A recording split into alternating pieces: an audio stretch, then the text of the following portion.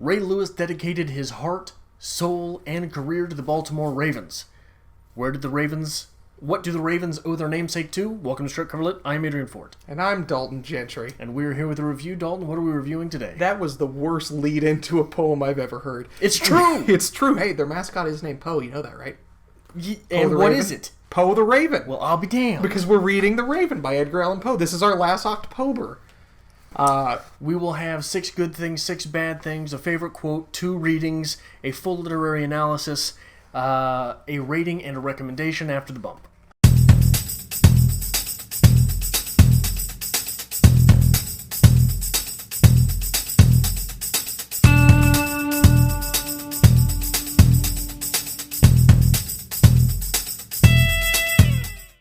Okay.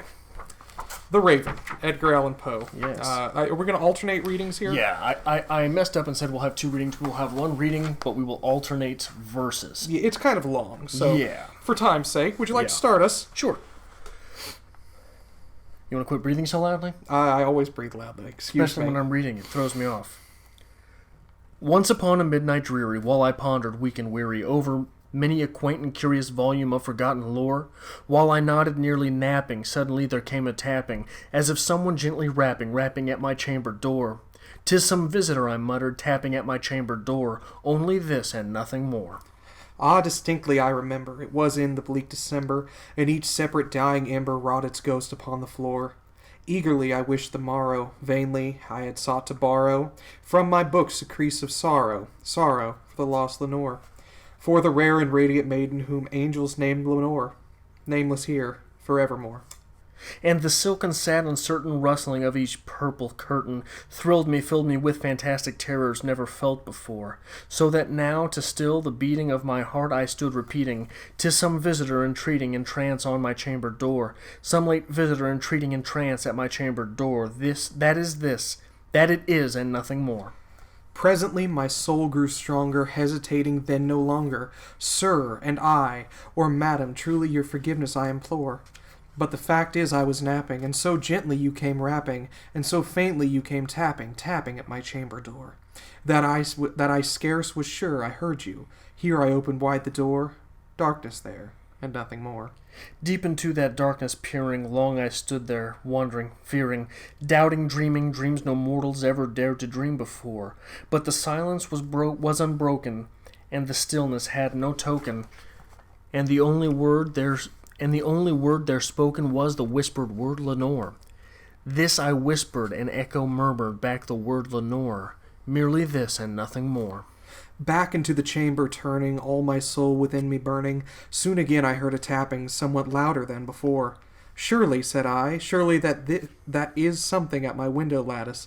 Let me see, then, what thereat is, and this mystery explore. Let my heart be still a moment, and this mystery explore. 'Tis the wind, and nothing more." Open here I flung the shutter, when, with many flirt and flutter, in there stepped a stately raven of the saintly days of yore. Not the least obeisance made he, not a minute stopped or stayed he, but with mine of lord or lady, perched above my chamber door, perched upon a bust of Pallas, just above my chamber door, perched and sat, and nothing more. Then this ebony bird beguiling my sad fancy into smiling, by the grave and stern decorum of the countenance it wore. "Though thy crest be shorn and shaven, thou," I said, "art sure no craven, ghastly, grim, and ancient raven wandering from the nightly shore. Tell me what thy lordly name is on this night Plutonian shore." Quoth the raven, "Nevermore." Much I marveled this ungainly fowl to hear discourse so plainly, through the answer little meaning, little relevancy bore. For we cannot help agreeing that no living human being ever yet was blessed with seeing this bird above his chamber door, bird or beast upon the sculptured bust above the chamber door, with such a name as Nevermore. But the raven, sitting loudly on the placid bust, spoke only that one word, as if his soul in that one word did outpour. Nothing farther than he uttered, not a feather than he fluttered, till I scarcely more than muttered, "Other friends have flown before. On the morrow he will leave me, as my hopes have flown before." Then the bird said, "Nevermore." Startled at the stillness broken by reply so aptly spoken, "Doubtless," said I, that it utters its only stock and store. caught from some unhappy master, whom unmerciful disaster followed fast and followed faster, till his songs one burden bore, till the dirges of his hope that melancholy burden bore, of the nevermore. But the raven still beguiling my sad fancy into smiling, straight I wheeled a cushioned seat in front of the bird, and bust and door.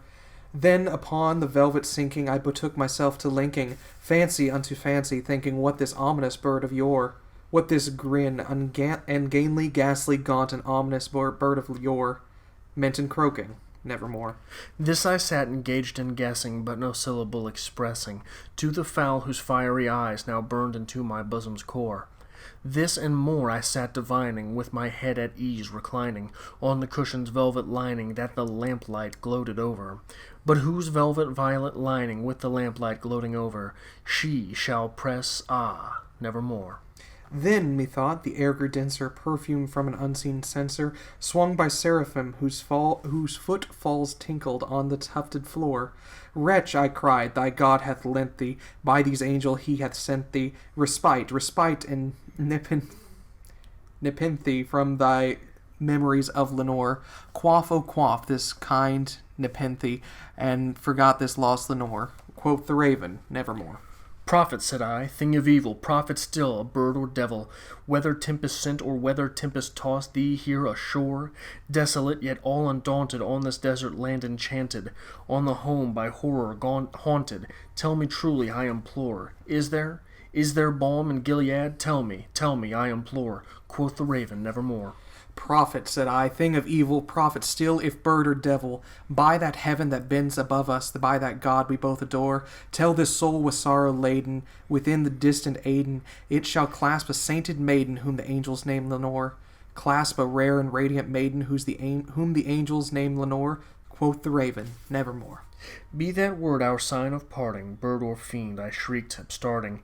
Get thee back into the tempest of the night's Plutonian shore. Leave no black plume as token of that thy soul hath spoken. Leave my loneliness unbroken. Quit the bust above the door. Take thy beak out from thy heart, and take thy form from off my door. Quoth the raven, nevermore. And the raven, never flitting, still is sitting on the pallid bust of Pallas just above my chamber door, and his eyes have all the seeming of a demon's that is dreaming, and the lamp lights o'er him, streaming, throws his shadow on the floor, and my soul from out that shadow that lies floating on the floor shall be lifted nevermore. Yeah. That's that daddy's tongue twisting. Well, no, it's not tongue twisting. It's just so fast, right? Yes. But it's fast because it's not tongue twisting. Okay. When you're reading it, you can't help but find the rhythm. Yes, it's good rhythm. There's very good rhythm in this poem. But let's save that for 3 good things, 3 bad things. What do you got? My first good thing, the rhythm. The rhythm here is accomplished in the face of an easy rhythm, right? Okay. 2, Poe is Sam. Wow. Uh-huh. Now I can't speak. This is what happens. Poe is so good with ambiance in his work. 3, again, not without the possibility that this guy is just hearing things, right? Mm-hmm. Poe always lets you doubt. Okay. This is littered with quotable lines. The symbolism is rampant throughout this poem, and it is audibly pleasing. The rhythm just rolls off the tongue. Right. So, bad things. 1, there are times when the wordiness here, I wouldn't say that it trips your tongue. Okay. But it makes things more difficult when you're reading it silently than when you're reading it out loud. Yes. Right? I think this is a poem that's very, very easy to read out loud. But when you're just following it with your eyes, you'll get confused. Okay. 2, this is, even if by design, anticlimactic, right? Yes. And 3, I've just never been a fan of gangster rap. You're going to have to justify that. Like you said here, not a lot's going on. My first bad thing is, taken from a literal reading, this is just a guy talking to a bird. Okay. That's all it is. This is so overdone that the originality of this poem has become cliche now, and it's hard to appreciate. And as with all Poe, we just have another abrupt ending. It just ends. It tuckers out. Nothing special. Sort of like Poe's life. Sort of like Poe's life. You monster. Well, that's how he died very... This is true. Very true. Very do you have a favorite line? I have a favorite stanza. Once upon a midnight dreary, while I pondered, weak and weary, over many a quaint and curious volume of forgotten lore, while I nodded, nearly napping, suddenly there came a tapping, as of some one gently rapping at my chamber door. "'Tis some visitor," I muttered, tapping at my chamber door, only this and nothing more. Okay, very quotable, very Yeah. famous line. Yeah. My favorite one is "Deep into that darkness peering, long I stood there, wandering, fearing, doubting, dreaming dreams no mortal ever dreamed before." Yeah. Look at that. So cliche and overdone That you it's got it memorized. I was so excited because I'm like, oh yeah, I know this line. I can say it. So I have to go with that one. Okay, what would you like to talk about with the bird? I don't know where I want to start. Where would you like to start? Let's talk symbolism. Okay. This is often used in high school setting, and I think the reason for that is the symbolism here. It's very easily picked up, but there's some subtle symbolism as well. What does a raven symbolize? Death. Are you sure? Okay, go on. I would argue a raven also symbolizes wisdom. Well, wisdom, intelligence, yeah. Okay, They're and death. intelligent And birds. death. Pallas. Who is Pallas? The god of wisdom. The god of Or wisdom. was it goddess? Goddess of wisdom. Goddess It's of Pallas wisdom. Athena. I believe it's Athena's interchangeable with Pallas. Okay. I don't know why this means interchangeable, but Okay. it certainly does. If you look at that, then, you literally have this bird speaking from the face of wisdom.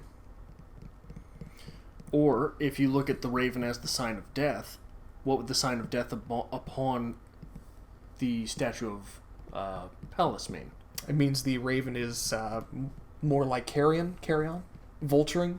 It is... Death is... It comes... Wisdom, or death is attracted by wisdom. Wisdom attracts death. What am I trying to say? Well, is it a Hemingway quote, I believe, that says that the rarest thing in the world is an intelligent and happy person? Okay. Right? That intelligence leads to you being sad. Okay. Sadness leads to you longing, perhaps, for death. Okay. Or does this signify the fall of wisdom?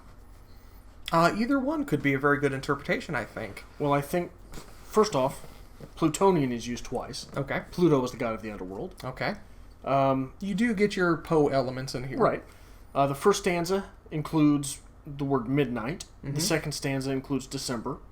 Both are signs that something is ending. Hey, that's my next symbolism You got it in point. there? Look at that. Also, embers of a dying fire while he is reading. Mm-hmm. Fire is technology. Yes. Literally the is- snuffing of the flame. Is knowledge, right? So, he's reading while the fire's dying. Okay. So, the knowledge is dying, right? Okay. And the ability to read there is passing away, right? You have to have that fire to read. Yes. Yeah. Yes. Well, I'm glad we hit all the symbolism here because, yes, this is a significance. It signifies something is ending. Taking from a base level, we see the loss of Lenore. Whoever Lenore may have been, we see she is no more. But She is never more. she's never more. How clever of you. But if you do look at this through a little bit of interpretation, this very well could be the death of wisdom. This could be one longing for death. Because once one has gained wisdom, and literally, death is speaking through wisdom. Right. You can't have one without the other. So Lenore's gone. I would Lenore's argue dead. Lenore is dead. So Tell me I'm wrong. No, I'm just saying. Okay. I think that's in there. Okay. What else do we have in the text that may need bearing? That may need bearing. Right. I think the real question, usually when this poem is read, is who is Lenore? And you could argue that Lenore was impactful to the speaker's life. I did briefly, and I'm probably going to butcher this because I didn't want to get into it too far. There was a note made how this could... Lenore could be a representation of Poe's mother, who died early and young. Okay. So, there are a few things that I think bear mentioning here. okay. First off, it's nearly midnight. Yes. This man is still awake. Okay. This man, are we presuming it's a man? We're presuming. Okay. This man is still awake. Yes. This man is still reading. Yes. These are not contemporary tales he's reading. He seems to be studying. Yes. Why Ancient is he forgotten studying? lore. Good question. Is he a professor? Possibly. At this period of time, staying up until midnight reading does not mean what it means now. Staying up until midnight reading would literally stoking a fire, keeping a flame going, burning the midnight oil, if you would, so that you are capable of staying up to read that late. Right. Most people, they've done studies. Electricity has basically shot our ability to sleep. Okay. People sleep between 6 and 8 hours, right? Back in the day, when electricity was not around, if it was dark, people were sleeping. Yes. Right? So people got much more sleep in the winter. Yes. Which helped your physiology. We should go back to that. Kind of neither here nor there, but it does bear mentioning that this man is literally... This would have been expensive. Yes. Right? Yes, absolutely so. This isn't like you're keeping your apartment lit up costs you 10 cents an hour or whatever, right? This is not that. No, this is not I couldn't sleep, so I decided to read for a few hours. No, this man has made a conscious decision to stay up. He's invested the money in staying up, and he's capable of doing that. It's a luxury. Yes. Not only is it a luxury to stay up to read, it's a luxury to have these books available. Right. Another thing, this is December. Okay. We're assuming late in December. It's cold. Yeah. He's alone. Yep. He's not out partying. Okay. He's not out with family. He's not out with friends. He has no friends over. Right? Okay. So I think that bears mentioning that this Lenore, whoever this Lenore is, when she passed, it messed this man up greatly. Okay. Right? He is not seeking other people. Okay. I would argue it messed him up so greatly that you are looking at, as things pop into my mind as Adrian talks, this is the middle of December. This is the middle of night in December. Yeah, he has a fire burning, but how'd the bird get in? The bird came in through a window. He opened the door. Did he open the door? Is that what it... Yeah, yes. he opened the door. Yes. That lets cold in, though. You don't do that. Because once cold gets in, it doesn't, we don't have central air. It doesn't regulate it. It's going to take time to warm this back up in here. So there is a longing there. So much so that he is willing to risk his health in order to see what's going on here. Another thing that happens immediately once there is that rapping on the door, if someone knocks on your door at midnight... We've had this discussion. Right, but there's two questions immediately that arise, Yes.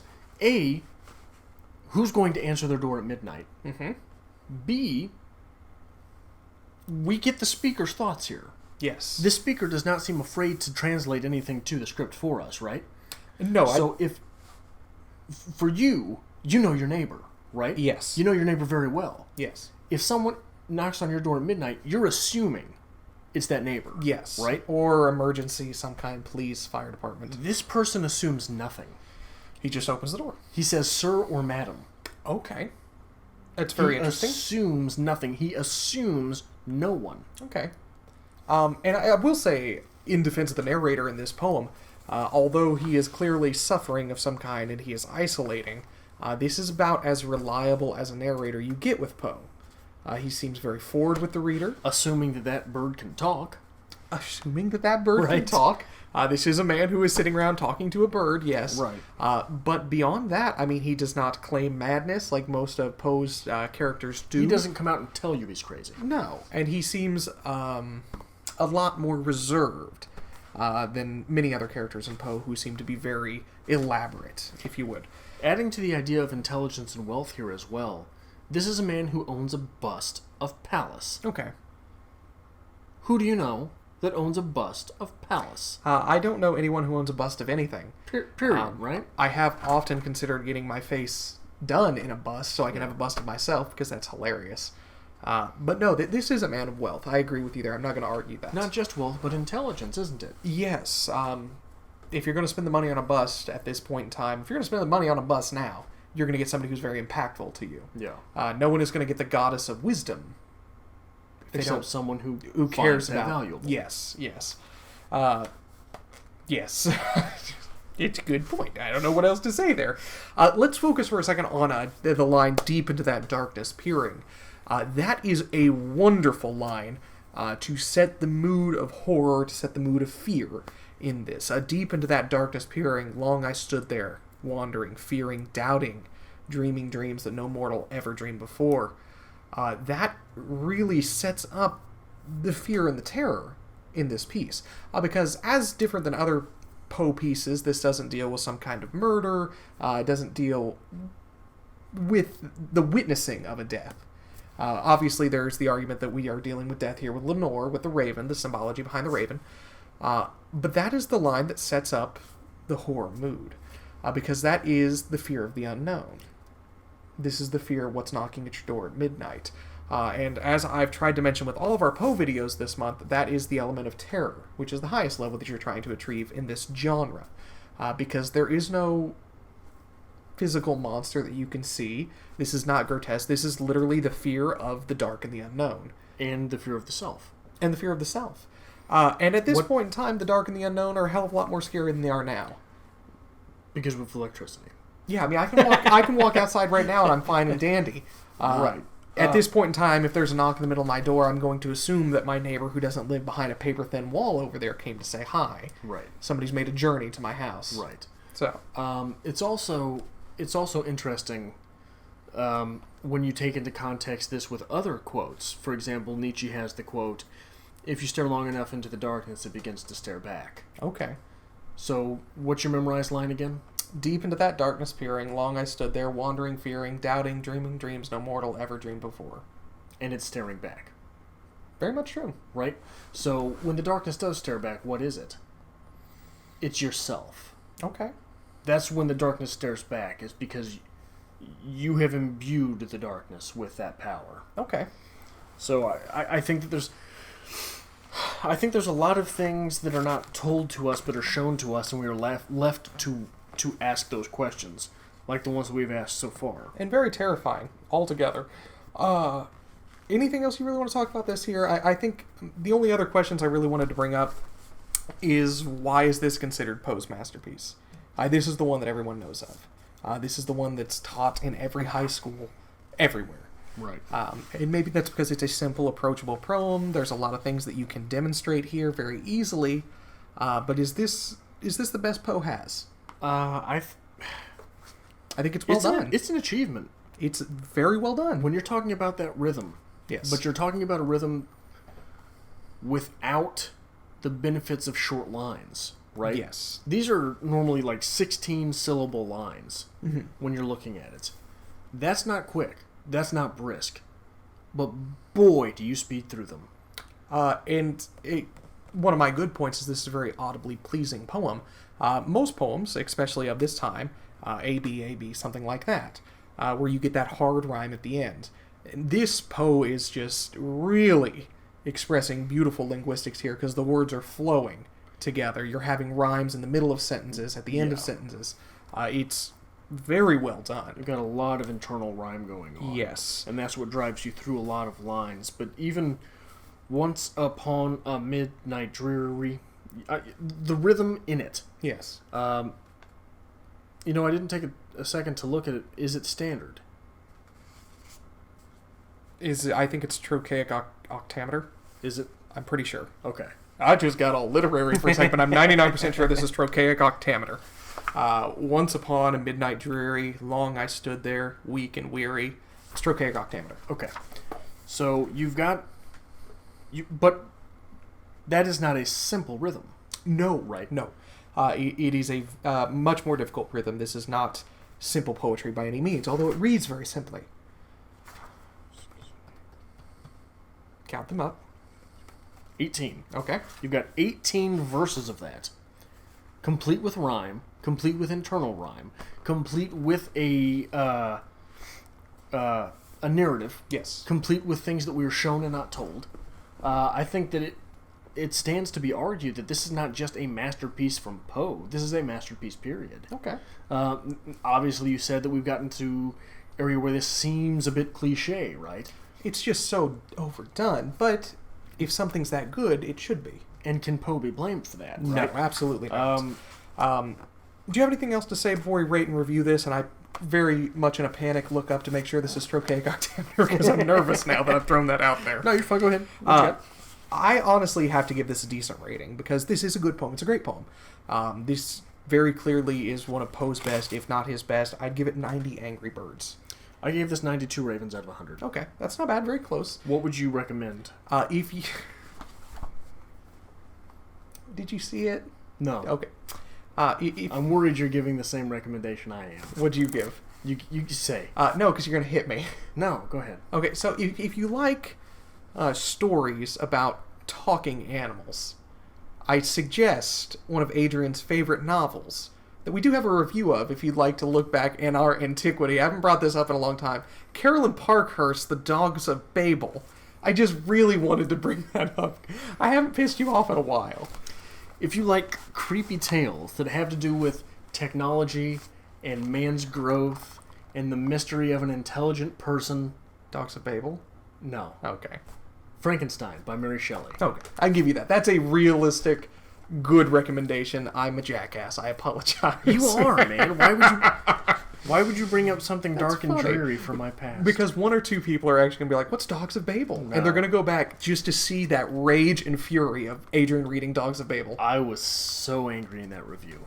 If you like things like this, make sure you hit the subscribe button down below. Give this video a like as well. We always appreciate a like.